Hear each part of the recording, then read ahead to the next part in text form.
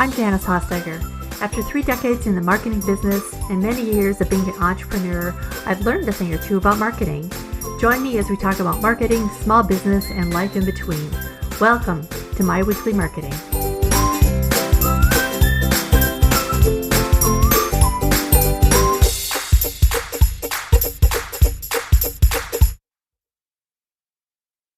Do you work alone in your business? So many of us start out as solopreneurs and we get so used to doing everything ourselves. But at a certain point, that DIY mentality will either break us or break our business. We can't do everything and grow a business at the same time. Recognizing that requires a mindset shift for many of us, me included. Even if we work 50 or 60 hours a week, there are things that other people can literally do better if we just let go of them. Much of what we do during the day can be done by somebody else, and that will leave you free to do the work that you love or the work that's needed to grow your business. That's what makes virtual assistants such a great thing. Virtual assistants, or VAs, are part-time, flexible employees that can work from anywhere to help you out with a myriad of things in your business. My guest today, Meredith Raber, started as a VA and grew her business into her own VA agency. Now she focuses on marketing, but since she came up through the ranks of being a VA agency, I thought she was the perfect person to talk more about how you can bring a VA into your business to help with your workload too. So here's Meredith. Hey, Meredith, how are you today? I'm good. How are you doing? I'm doing great, thanks. So tell us about your story, how you got here. In the intro, I talked a little bit about your background and your bio and all of that, but just tell us your story in your words about how'd you arrive at this place in your life?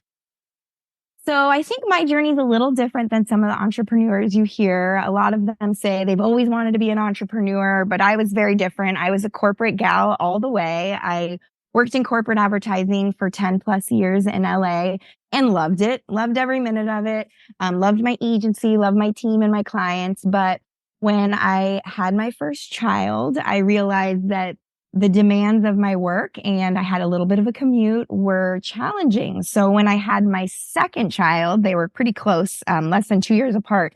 The schedule wasn't working anymore for me. And I was like, I got to figure something out. So I took a moment and tried to think about what I could do. And that's when I found the world of virtual assistants. And being in the corporate world, I never even heard of what a virtual assistant was. Like I had no idea, but I found it. A friend of my father's was an executive virtual assistant, and she was telling me about what they did. And I was like, I can do this. I can do this from home. So I kind of just like jumped in. This was way back in 2017. Now people know what virtual assistants are, but way back in 2017, no one knew what that was.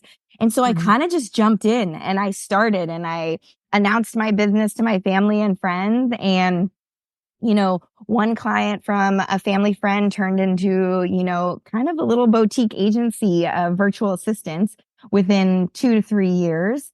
And I then continued to build my team, and I have a team of 5 amazing ladies who we've even pivoted again now in 2024 to just a marketing agency.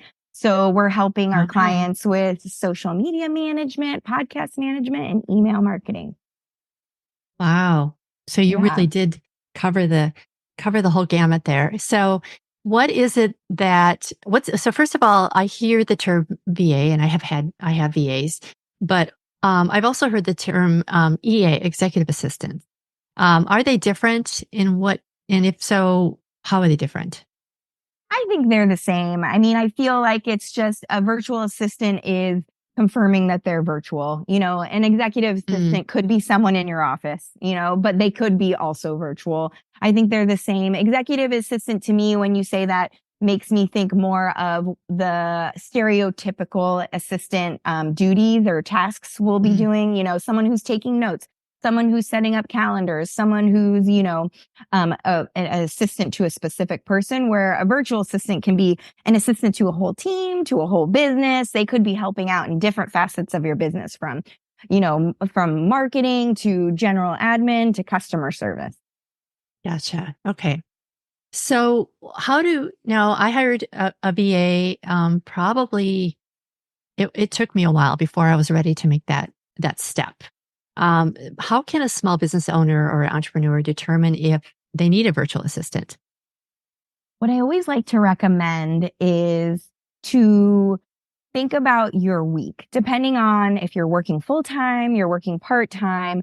How many things are you doing during your work time that could be taken care of by someone else? We all think that it needs to be done by us, but if you really take a moment and look Mhm. at a week and write down tasks, invoicing clients, setting up social or scheduling social media posts, that they don't need you to do that. Like your creativeness does not need to be in those tasks. So when you start getting overloaded with the day to day and you can't focus on the core of your business, that's when I think it's time to start to enlist some help. And the best part about virtual assistants is you don't need them 40 hours a week. If you Mm, just need 5 hours a week or 10 hours a month, that might not seem like a lot, but for you as a small business owner, like I work part time. So for someone to take on 10 hours of work for me, that's huge. That's life changing that 10 hours of my work I don't need to do anymore.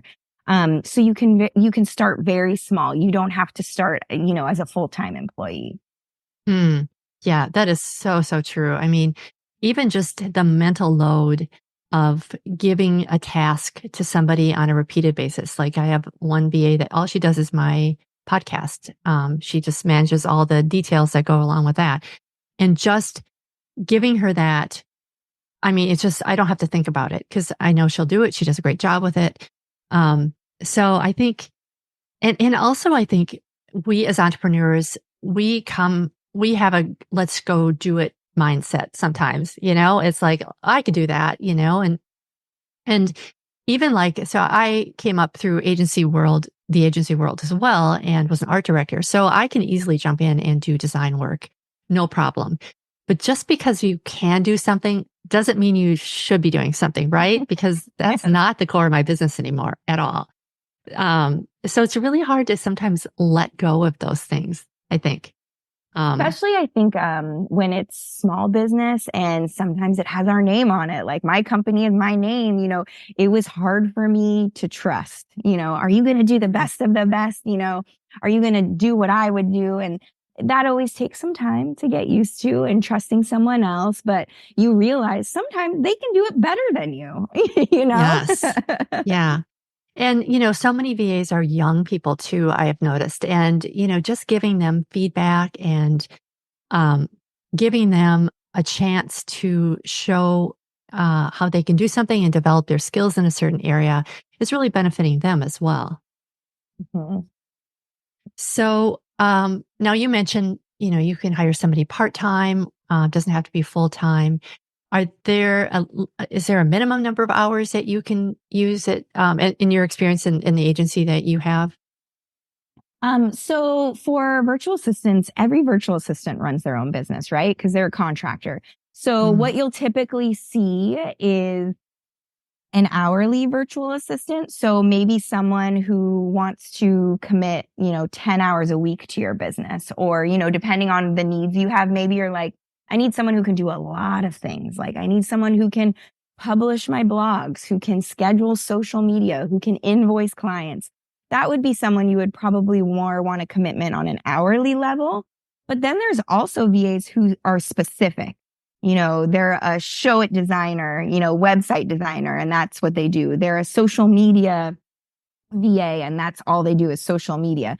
So they might have a monthly retainer or a package that you would buy, depending on the skill set you're looking for and the responsibility and tasks you want to hand off. So those are the two you'll see, an hourly. So you can buy 10 hours a week or 10 hours a month, or a package or a retainer with a VA. okay. And the VAs that you had in your company, are they strictly US based, or are they in other time zones, or well, obviously the US has more than one time zone, but I mean, are they in other countries, or how did you work? My team's all US, that I was working with, Hmm. but they can be anywhere. I mean, as long as, the time zone works for you. I think when you're thinking about where you're hiring them, one of the things you need to think about is What types of tasks are they going to do? Do they need to be on meetings with you? Then it might be more advantageous for them to be in your time zone. So you're not telling them, oh, meet me at 9, but really for them, it's 6 a.m. or something like Yeah. that. But if they're not, if you're just handing off projects, it doesn't really matter where they are. Like a lot of my team's all over the US now, and everybody works at a different time because they have different schedules. So sometimes people are working at night, sometimes people are working in the morning. So you just have to see if that works for your type of business or not. Right, right. One of mine is in the Philippines and she's 14 hours ahead of me. So that makes communicating with her really challenging. And I use Asana and put all the tasks in there. Yeah. And it works really well.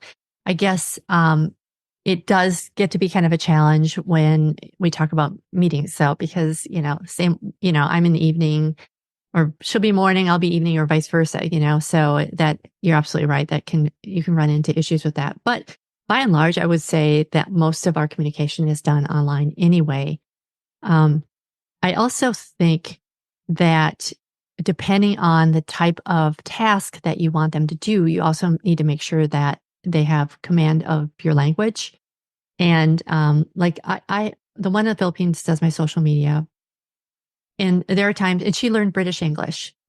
So there's always a little bit of editing that I need to do with that. But I think so I did this the wrong way. I just put something out and said, I need a virtual assistant. And I was flooded with applicants, many of whom were very qualified, some of whom were absolutely not. And I would not recommend doing that. Do you have any thoughts about that? Yes, I have big recommendations because I've hired a lot, not only for like my team, but for clients when I was working on other clients' teams and they would need new people.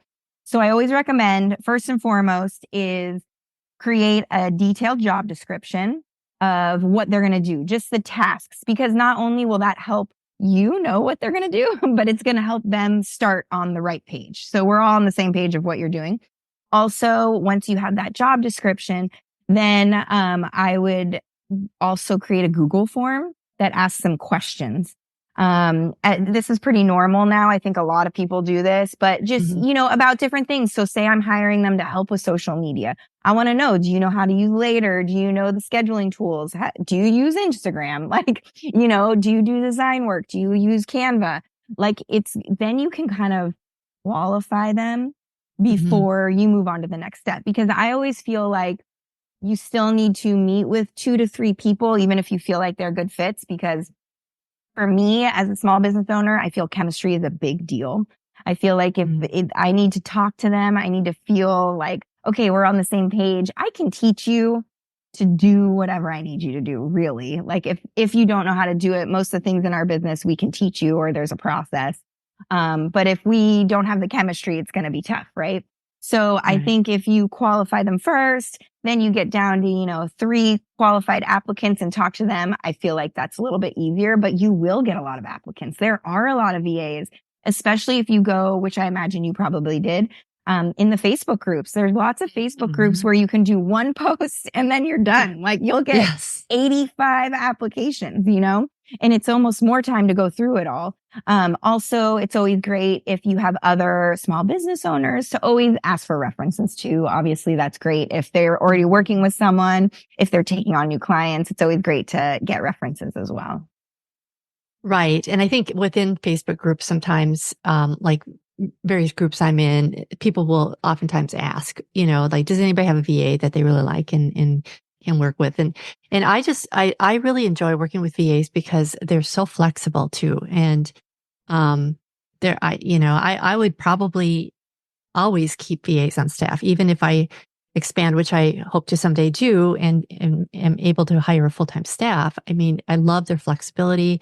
Oftentimes they're really eager to work. But you're right. When I put out a post, and I think I put it in a couple of groups, I think I got more than 200 applicants. And I did screen them through a Google form, but then you're still going through the Google form and yeah, it was a whole thing. I would definitely use an agency going forward. But the other thing I think, when people are looking at VAs, or it used to be kind of interns too. I initially looked at getting an intern because I live in a college town. Um, but that was tougher, I would say, by far to pull in an intern, even though my husband is a professor at a university and had lots of connections. It was still really hard to find someone that had the time to do it, first of all. So do you feel like I guess I'm stating my preference right now with that. I love working with interns, but I think a VA has more flexibility and I think works better for me. Did you find that to be true too, or have you not tried interns or? Not for my small business. You know, when I was in corporate, we had interns. But yeah, I think VAs, the commitments there, you know, for them, this is their business. So they might, and Yeah. one thing I also hear a lot, from small business owners is they're concerned they might have 2 clients or 3 clients, but you got to think of how much work you're giving them. If you're only giving them 10 hours of work, it's pretty normal for them to have like 4 clients. That's fine. And also I find that to be good because they're learning things in other businesses and helping you. Like they're suggesting, oh, in my Yes. other client, we did this. This might be easier for you. This might clean up your workflow. So I think it's good for them to have multiple clients.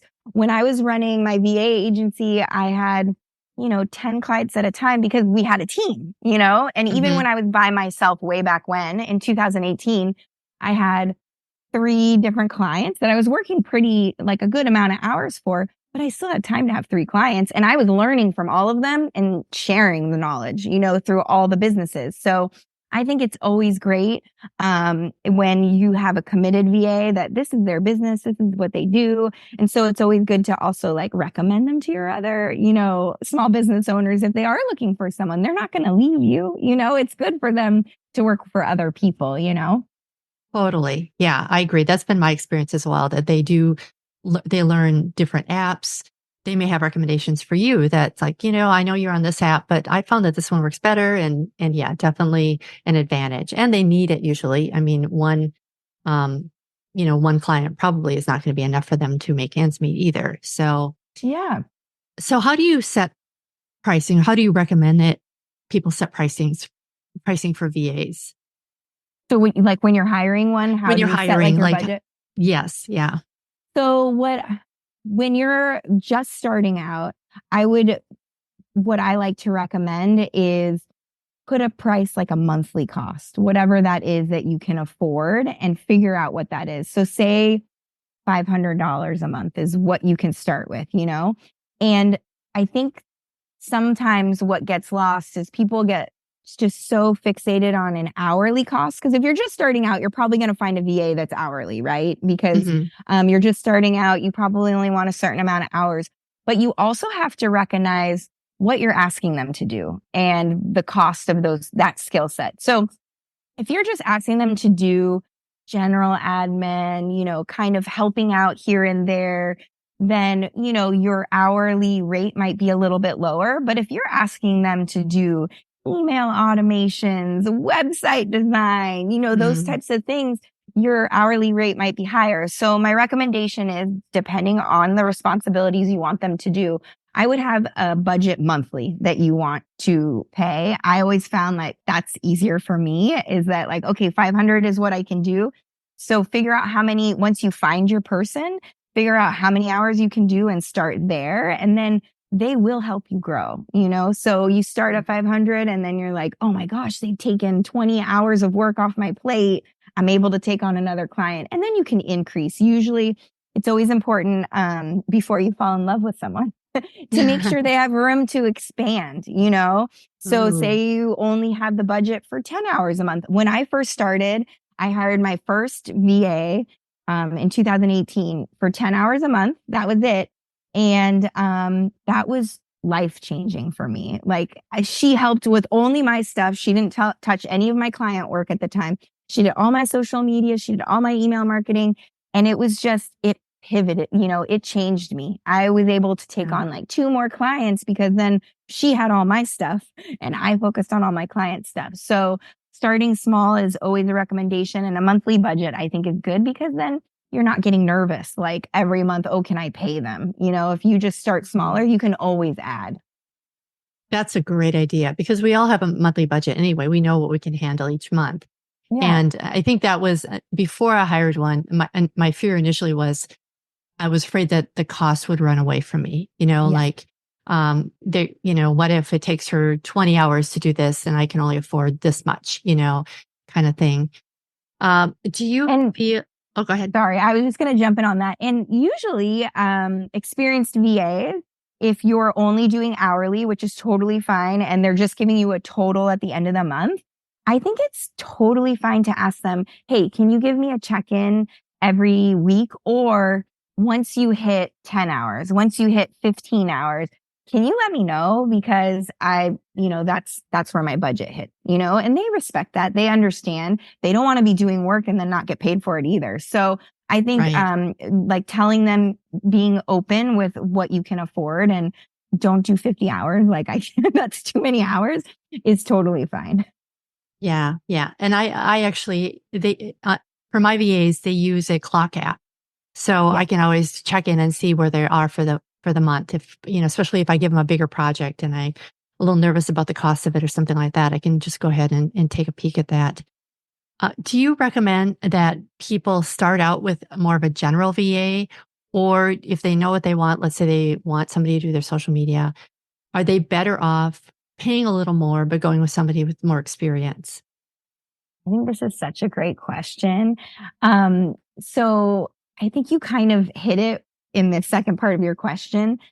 You have to figure out what you need. If you're looking for help in all parts of your business, a VA is a great way to go, right? Because they can, most of the time, they have skills, they can do lots of different things in your business. But if you're looking for um, big movement in, your social media, you need to have someone who knows how to do social media. And VAs do, a lot of VAs do. They might be able to do the design for you and the scheduling and the posting. But if you're looking for strategy, I would recommend getting someone who knows strategy first, and then your VA can implement it for you. In our agency now, we do marketing, and a lot of the times what we do is I'll do strategy for someone and then their team implements it. I'll do their social media strategy and we'll map it out. We'll get things ready for their team, and then their VAs can, implement it for them.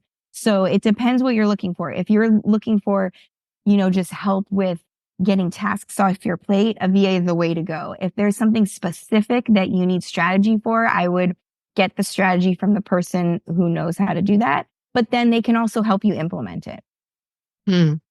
Yeah, that sounds great. And I think sometimes it makes more sense to not train someone in. I think with my VA, I think I was probably the first person she had. She was leaving her regular job and she just wanted to stay at home with her children. And so I hired her on, and it took a while before we found a place where I think she was really well suited, which ended up being social media. But, I ended up training her quite a bit. And I think had I just gone ahead and hired somebody who was trained or already had experience in that, it probably would have saved me money in the long run, because I didn't spend all that, that time and energy and learn through all the mistakes of that happen when you're training somebody. So I think that's good advice. Is that what prompted you to shift to an agency? Is that you were doing so many marketing type tasks, or is it your background in It's my background. marketing? It's so funny because it's like, I think starting in like 2021, we were only doing marketing because everyone would say, oh, do you do general VA? I'm like, not really. Like all of our clients, we were doing podcast management. You know how much marketing goes into that, and strategy and workflows and social media management and email marketing. And I kind of started looking at our offerings. I'm like, we're not doing any general assistance, and we're doing strategy. We're mapping out marketing plans. Like, so it was kind of just going back to my corporate life, which we had always been doing, but I just started as a VA because I was by myself and that's what I started as. And so it's kind of just been this evolution. But yeah, so the strategy portion really lights me up. I mean, that's where I came Mm. from. In the advertising world, I was in account management. So that's, yeah. So we're doing a lot more strategy these days. I'm actually doing coaching too. We still help clients on a day-to-day basis if they need management of their podcast or social media. But yeah, we're heavy in strategy. Very cool. So if you're running a business and you think that you could really use some help with a VA, it doesn't have to be one big task, right? It can be a lot of little things. They could even start with email management, for example, just keeping your inbox clean. So, what are some other tasks that somebody could get off their plate that, or how do you recommend that they figure out what they need help with? I mean, do you have them keep track of what they do for a week, or what are your recommendations? Yeah. So in you that area? kind of hit it. What I usually recommend if someone's thinking about hiring someone is I'm a write down person. So if you're a digital person, that's fine. But for a week or two, Mhm. when you sit down and work, just write down the tasks that are not needed. Like your zone of genius is not needed to invoice clients or to say you're a coach, to email the group to tell them the time has changed or whatever those things are, and write all those tasks down for a week or two. Cause we're small business owners. So every week's a little different. And then once you get that list going, kind of see what the skill set is. Is it mostly social media, holding you back? Is it checking your inbox that's just taking hours? And maybe you have a product and you have to respond to customer service emails or that sort of thing, and figure out where that is. Because once you have those tasks, say you get tasks like 10 tasks, just start with that. I think that there's always a fear of, I'm not going to have enough for them to do. You're going to have a Mhm. lot for them to do. As soon Mhm. as you start them off small, like with a couple things, then you're like, oh, she can do that, or they can do this, So, once you get that list of the 2 weeks, then you'll kind of have a good idea of what you need. And because every business is different. Like you said, you handed off your podcast stuff. Managing a podcast is a lot of work. So as you know, that was probably your whole list of tasks was just like everything having to do with the podcast and emailing guests and getting guests and all of that stuff. So then you kind of can figure out, okay, I need a skill set that they know how to do podcasts. They've used Asana, and then that will kind of guide you in the way you need to go. And then they can always evolve. I mean, my first VA on my team is still on my team 6+ years later. Her Awesome. position has changed a million times. She's been like a million different things as her interests have changed and as like we've gotten bigger and now she's leading things, but they can always evolve, and that's like the goal, right? Yes. Yeah. So how do you ensure like data security and confidentiality when you're working with VAs? Like as far as client Like, stuff, or what do you well, mean? just kind of in general, I guess, because I know I've been kind of hesitant to give a VA some of my financial stuff, for example. Oh. Um, just like, is there a line that you feel like, do you just have them sign a contract, or how is it that you feel like you can really trust that person, especially if they're overseas? Well, I think it's comfortability. I mean, I think that if you're doing financial stuff, we don't do a lot of financial stuff. So I Mhm. think that's probably a whole contract situation going on of different things and having access. But I think when it comes to any of that, a lot of the times it's comfortability with our clients too, like letting them know, like for instance, for social media, we're managing accounts, we're in their Instagram, and a lot of the times clients are nervous and that's fine. So it depends like what client it is and what services we're offering. And we're always open with who's in what account and what we're allowed to do based on our client's wants. So if our Mm, client only wants me, like going in their Instagram, that's all that will happen. We will not share with anyone else, that type of thing. Just because, and a lot of the times, as you know, with social media and stuff, we can't control things. Like things still get hacked sometimes. There's yeah. nothing you can do. You could have double authentication on everything, and that's under, and no one's control. So I Yeah. think Yeah. just being in line with your clients and what they're comfortable with, and yeah. You have everybody sign a contract, I'm assuming. Yeah, we have Yeah. contracts. Yeah. Yeah. Yeah. So I only ask that because I think it's easy sometimes to just like hire somebody for a little bit and not even think about that. You really do need to follow some due process in this to say, if one or both of us wants to sever a relationship, we need to give each other a couple weeks notice, or things like that. Oh, yeah. And I think there's plenty of boilerplate contracts online too that people can find to do if you're going to And hire sometimes outside an agency.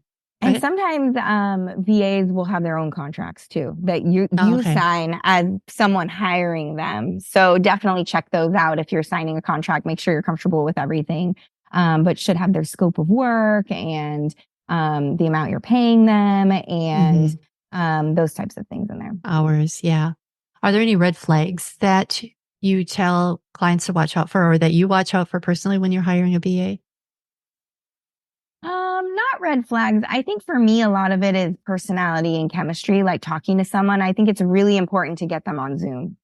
Especially if it's not a referral, not, like these people, you're going to be trusting them with your business. So it's important to know who they are and, get to know them a little bit better. But no specific red flags. I think you kind of know in your gut. I feel like when you're talking to someone, if it's a good fit or not. Right, right. Yeah, I think that sounds fair. So, how can people get to know a little more about you and your agency? You can find me at meredithraber.com, and I also hang out on Instagram at Meredith Raber. Okay, great. And what's the name of your agency? Meredith Raber Marketing. Oh, okay. That sounds very easy to easy. remember this. Perfect. Although there's no one single path to hiring a VA, as Meredith said, it helps if you think through what you need to spend your week doing that's getting in the way of growing your business. A book I recently read that's helped me a lot is called Buy Back Your Time by Dan Martell. Truth is, I was hanging on to a lot of tasks that I could easily outsource, and that book helped me identify what they were. To learn more about Meredith's agency or anything we talked about today, you can visit my show notes at myweeklymarketing.com/5252. I don't take you for granted, and I so appreciate you spending time with me today. So thank you so much for listening. See you next time. Bye for now.